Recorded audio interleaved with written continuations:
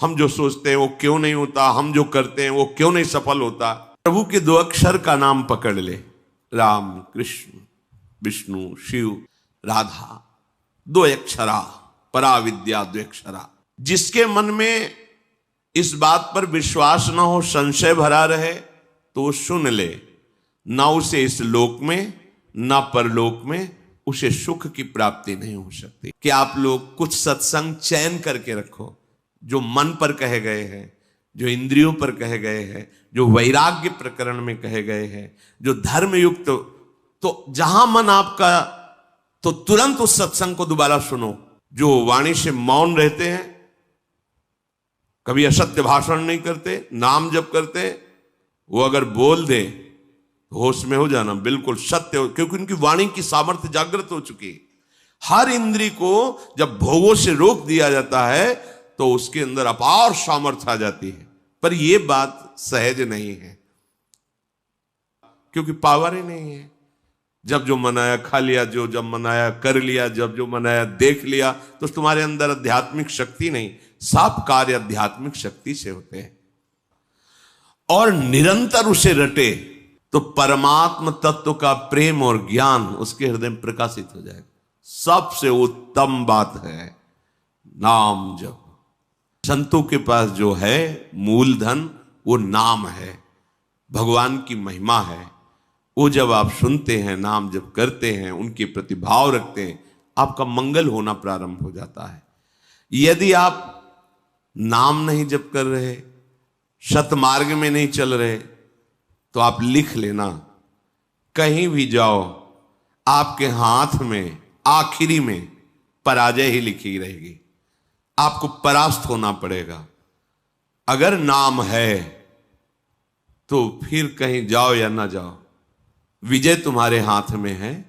बस धैर्य पूर्वक सिद्धांत को समझो। हजारों बार कहा है, जब आप नाम जब शुरू करोगे तो पहले वो मल का नाश करता है, अनर्थ निवृत्ति करता है, जो आगे आपको भयानक जन्म मरण रूपी कष्ट, भयानक विपत्तियां देने वाला, पहले उसको भस्म करेगा।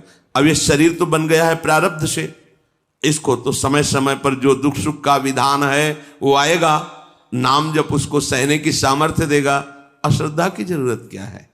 अश्रद्धा किए तो पूर्व संस्कार आपके आगे तक आपको सताते रहेंगे।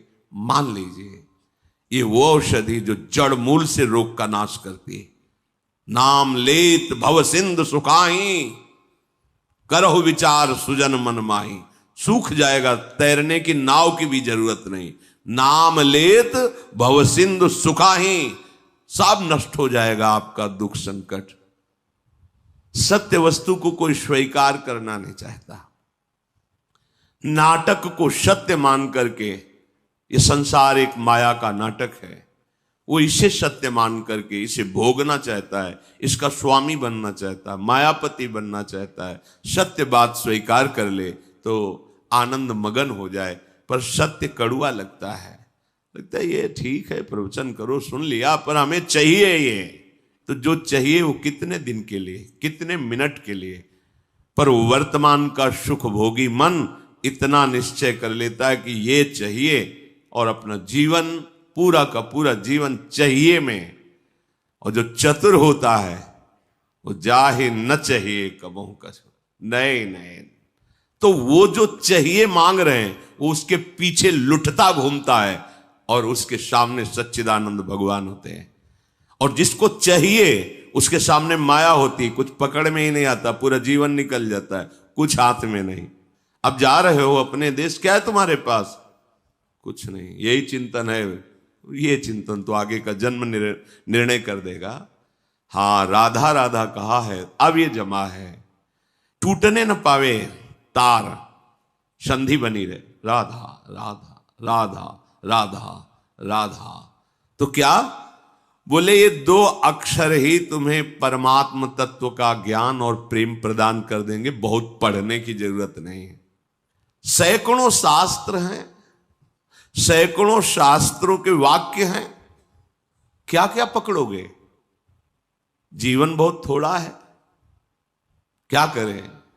बस नाम पकड़ लो। एक बार ऐसा मान करके, लाभ मिले ना मिले, हानि हो, नरक मिले, दुख मिले, सुख मिले, एक बार संतों की बात मान लेते हैं भाई। बहुत माना है सबकी बात, एक बार मान लेते हैं। अब जब तक श्वास रहेगी नाम जपेंगे, निहाल हो जाओगे, देख लेना। पर ये ऐसा नहीं कि कुछ दिन ऐसे थोड़ा जपे और देखें कि लाभ हुआ कि नहीं। तो लाभ तो हुआ है, पर तुम देखने लायक नहीं हो उस लाभ को। तुम्हारे अंदर दिव्य दृष्टि थोड़ी जागृत हो गई कि हमारे पूर्व संस्कार इतने जमा थे, नाम ने भस्म कर दिया। अब वो देखो तो नाच पड़ो, पर वो तो दिखाई नहीं देता। वर्तमान की विपत्ति दिखाई देती है, जो शरीर रचने के समय निर्धारित कर दी गई थी कि इस तिथि को, इस समय से ये तुम्हें दंड मिलेगा। अब नाम पहले पीछे का तुम्हारा भस्म कर रहा है। अब अज्ञानी जी वो सोच रहा है हम पीछे थे भी कि नहीं थे, हम तो अभी देख रहे हैं। तुम्हारे देखने से नहीं है, तुम्हारे अनंत जन्मों का हिसाब जमा हुआ। तुम अविनाशी जीव हो, बार बार शरीर पकड़ते हो और छोड़ते हो, उसके बीच में जो कर्म होता है तुम्हें उसको भोगना पड़ता है। ये भागवतिक सिद्धांत है, तुम्हारे ना कहने से थोड़ी हो जाएगा। तो जो बोध है, मोक्ष है, प्रेम है, ये आपको सहज में प्राप्त हो जाएगा यदि दो अक्षर द्व्यक्षराद अभिसंधाय अपनी जीव से जोड़ते रहो। राधा राधा राधा राधा। हित ध्रुव जो विश्वास है तब ही सुधरे बात, ना तर माया पंथ में फिरे जो टक्कर खात। ए नाम पकड़ लो, मान जाओ हृदय की बात कहते, ऐसा बचाता है, पूरे जीवन देखा है। अगर वो ना हो तो माया ऐसे जाल रचती है कि लगता है अब क्या, तब लगता है नहीं, ये चकाचौंध माया की नाम नाम, वो एक इतना मजबूत पकड़ है, वो फिर माया हिला नहीं पाती, वो पकड़ पार हो जाता है। ऐसे ऐसे मगरमच्छ हैं इस माया में कि लील जाए पता भी न चले कि वो था भी कि नहीं था।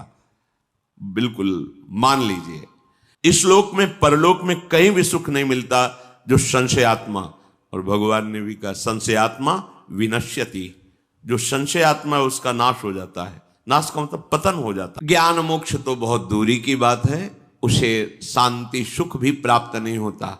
इसलिए जो ज्ञान वृद्ध पुरुष हैं उनके कथन पर ध्यान दे। मार्कंडे जी कह रहे हैं, वयोवृद्ध नहीं कह रहे, जो ज्ञान वृद्ध हैं उनके कथन पर ध्यान दे, उनके वचनों पर ध्यान दे। उनके वचनों से तुम्हें शास्त्रों का वास्तविक प्रयोजन क्या है ये पता चल जाएगा कि हमारे जीवन का प्रयोजन क्या है। हम जिए चले जा रहे हैं, कर्म करते चले जा रहे हैं, भोगते चले जा रहे हैं, मेरा लक्ष्य क्या है, मेरा विश्राम स्थल क्या है। तब आपको समझ में आएगा विश्राम स्थल भगवत प्राप्ति है। इंद्रियाणाम प्रसादेन तदेतत् परिवर्जयेत्, तस्मादनशनम दिव्यम निरुद्धेन्द्रिय गोचरम।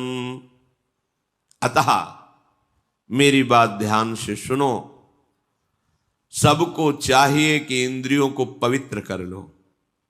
तो इंद्रियों के पवित्र तीर्थ स्नान से नहीं होंगे। कैसे होंगे? निषिद्ध विषय भोगों का त्याग करने से इंद्रियां और मन पवित्र हो जाता है।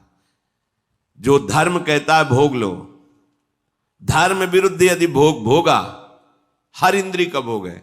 जैसे खान पान के लिए सात्विक भोजन, अच्छे से 56 भोग बनते हैं अपने, 56 भोग प्रभु को जब भोग लगते हैं। देखो बिहारी जो राधा 56 भोग बनते, कितने सुंदर सुंदर स्वादिष्ट पदार्थ। अब निषिद्ध भोग, प्याज लहसुन मांस मछली, ये सब गंदी चीजें जो तमोगुण पैदा करके राक्षसी वृत्ति का निमंत्रण दे दे। एक एक इंद्री का विषय हो। जनेन्द्री गृहस्थ हो, धर्मयुक्त है, आपने पाणी ग्रहण संस्कार किया है, आप तो आपकी जनेन्द्री भोग भोगते हुए भी पवित्र है। नेतेंद्री, अपनी बहन को कैसे देखते हो, अपनी मां को कैसे देखते हो, अपनी बेटी को कैसे देखते हो, ऐसे दूसरे की बहन दूसरे की बेटियों में जिससे पाणी ग्रहण किया है वो पत्नी है। इसके अलावा शास्त्र का आदेश है, नेत्रेंद्री पवित्र तभी होगी जब आपका दर्शन सही होगा, तभी तो ये भगवत दर्शन करने के अधिकारी बनेंगे। चाहे लाख समझाओ, पर ये मनमुखी चाल चलने वाले मानते नहीं हैं। सर्वांतर्यामी हृदय में बैठा है, तुम लुक छुप करके गलत दर्शन कर रहे हो, तो तुम भगवत दर्शन के कैसे अधिकारी हो सकते हो? इंद्रियां कब पवित्र होती हैं? जब निषिद्ध भोगों का त्याग कर दिया जाता है। ये तीर्थ स्नान दान से पवित्र नहीं होती। शास्त्र सम्मत भोगों को भोगिए, निषिद्ध भोगों का त्याग कीजिए, तो मन सहित पांचों ज्ञान इंद्रियां पवित्र हो जाएंगी। शास्त्र सम्मत कर्म कीजिए तो पांचों कर्मेंद्रियां पवित्र हो जाएंगी। बचा क्या? आत्मा तो पवित्र है ही, वो कभी अपवित्र हो ही नहीं सकती। बात बन गई। इंद्रियों की निर्मलता विषय भोगने से रोकने से होती है। विषयों के सेवन से इंद्रियां मलिन हो जाती हैं। बड़ा गूढ़ रहस्य है ये। इंद्रियों की पवित्रता विषय भोगों में जाने से रोकने से होती है, उनमें सामर्थ्य आती है। वो ऐसे उत्तम पद को प्राप्त होता है जो भजन करता है, क्योंकि उसको तत्व ज्ञान हो जाता है। तत्व ज्ञान हो जाने पर उसके ऊपर रोगों का प्रभाव नहीं पड़ता, जरा वृद्धावस्था का प्रभाव नहीं पड़ता, और मृत्यु का भी प्रभाव नहीं पड़ता, और उत्तम पद की उसको प्राप्ति होती है। अगर वो मोक्ष चाहे तो मोक्ष, प्रेम चाहे तो प्रेम। तत्व ज्ञान उसे वेदांत पढ़ के नहीं करना होगा। नाम में इतनी सामर्थ्य है कि आप नाम को पकड़ के निरंतर चिंतन में लाइए तो तत्व ज्ञान हो जाएगा। अपने स्वरूप का बोध, संपूर्ण संसार में क्या व्याप्त है, कौन सा व्यक्त तत्व है, वो आपको बोध हो जाएगा भजन बल से। भगवत प्राप्त तत्व ज्ञानी महापुरुष के हृदय में कभी भी जो प्रवाह है ये जागृत नहीं हो सकता। जैसे भुने हुए दाने में अंकुरण नहीं होता, उसके हृदय की अविद्या नष्ट हो जाती है। बिल्कुल हृदय में कोई चिंतन का क्लेश नहीं, आत्मानंद से परिपूर्ण हृदय हो जाता है।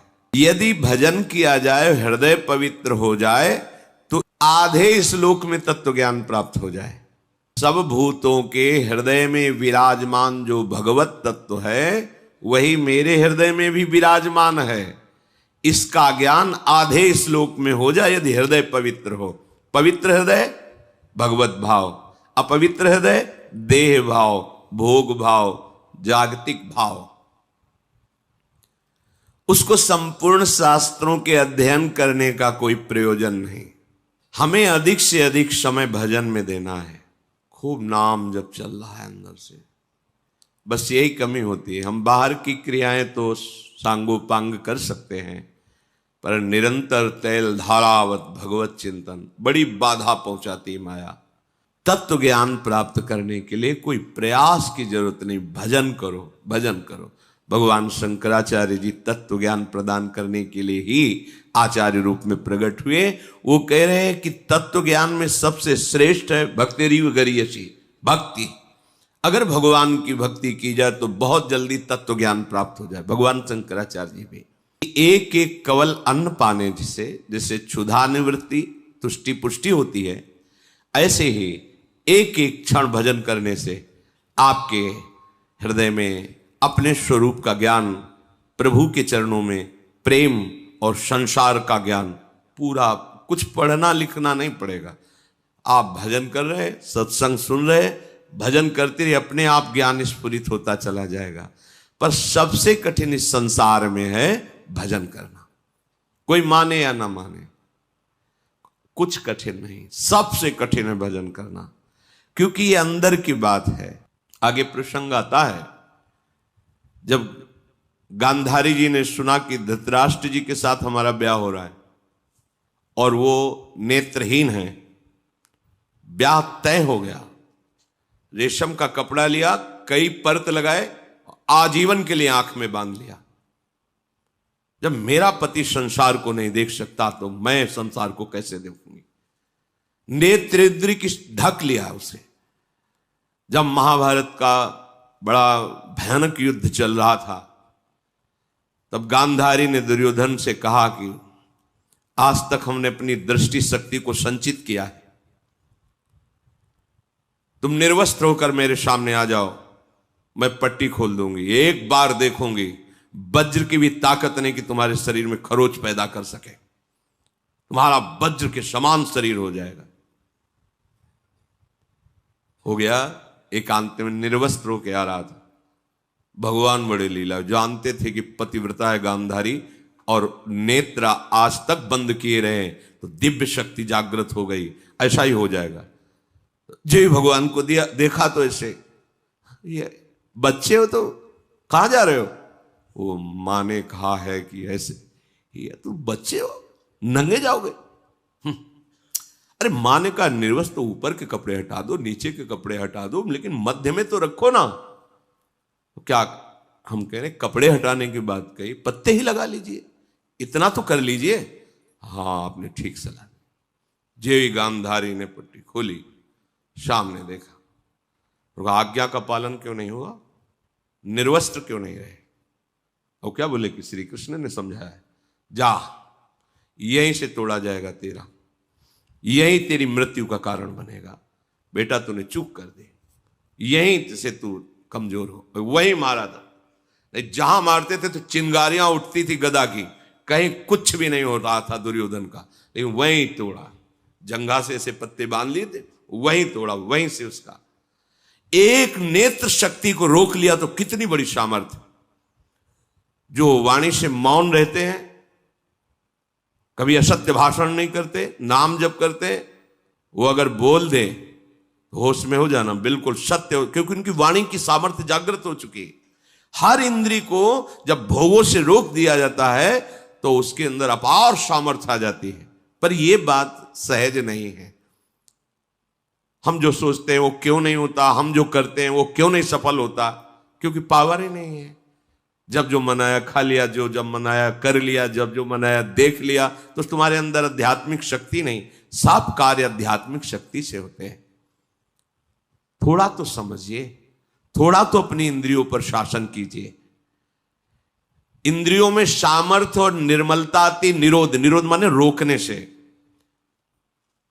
विषयों का जितना शास्त्र आदेश करता है उतना स्वीकार, शेष विरोध, वो आगे भजन कर सकता है। जो ये लोग कहते भजन नहीं बनता तो मनमानी आचरण बनते हैं ना, इसीलिए भजन नहीं बनता। शास्त्र क्या आज्ञा कर रहा है?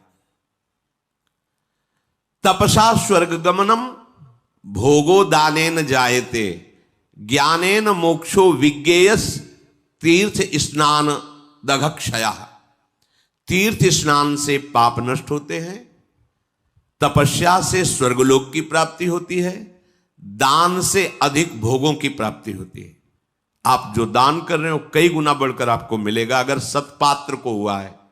पर यदि भगवत तत्व का ज्ञान हो गया है तो आवागमन मिट जाता है, सारे कष्ट मिट जाते। वो केवल भगवत तत्व के ज्ञान से ही होगा, वो तुम्हारे दान पुण्य से नहीं। वो सत्संग के द्वारा प्राप्त विवेक से भजन करते हुए जो भगवत तत्व का बोध होता है वो आवागमन चक्र को मिटा देता है। इस जन्म में मनुष्य जिन जिन पदार्थों का उत्तम पात्र को दान करता है, भावी जन्म में उसे वो पदार्थ बहुत मात्रा में प्राप्त होते हैं। श्री मार्कंडेय जी ने कहा, विज्ञानार्थम मनुष्याणाम मनः पूर्वम प्रवर्तते, तत्प्राप्य कामम भजते क्रोधम च द्विजशत्रम। इंद्रियों द्वारा जिस विषय का ज्ञान होता है, ये बहुत सुंदर पदार्थ, खा लिया जाए, ये बहुत सुंदर भोग है, भोग लिया, पहले इंद्रियां ज्ञान देती है, ये बहुत सुंदर, बहुत अच्छा है। अगर आप उस समय उनका विरोध नहीं कर रहे हैं तो फंसा लिए।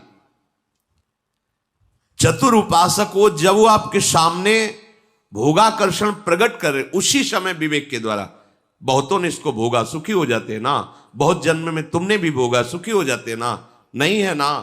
हम धर्म विरुद्ध आचरण नहीं कर सकते, अभी तक किया अब नहीं करें, ये शुरू कर दिया विरोध, अब वो जलाएगी। प्रमथन स्वभाव वाला मन, प्रमथन स्वभाव वाली इंद्रियां जलाएगी, उसको तुम सह जाओ। बस सहन नहीं कर पाते। हम बहुत कुछ सहन कर सकते हैं। देखो, अगर आपको जरा सा भी ऐसे अंगूठा दबाया जाए तो आपको कष्ट, आप कहोगे मैं नहीं सह, लेकिन हाथ टूट जाता है, सहते हो ना, पैर टूट जाता है, सहते हो, जीवित रहते हो ना। भारी से भारी ऑपरेशन बड़े से बड़ा हो, आप सह जाते हो ना, क्योंकि आपके केवल सहने की स्वीकृति की जरूरत है। अपने स्वरूप को न कभी कष्ट हुआ न कभी होगा। देह में जितना भी कष्ट आता है वो आपकी स्वीकृति के कारण आपको भासता है। आप जितना देह को मैं माने हुए उतना ही कष्ट होता है। तो अंतःकरण में जो ये इंद्रियां जलन कर, ये तो आप सहज में सह सकते हो। आप बड़े वीर हो, बड़े बड़े कष्टों को सहते हो। देखो कितना कष्ट होता है मां को जब वो 9 महीने गर्भ को धारण करती है। प्रसव में कितना कष्ट होता है,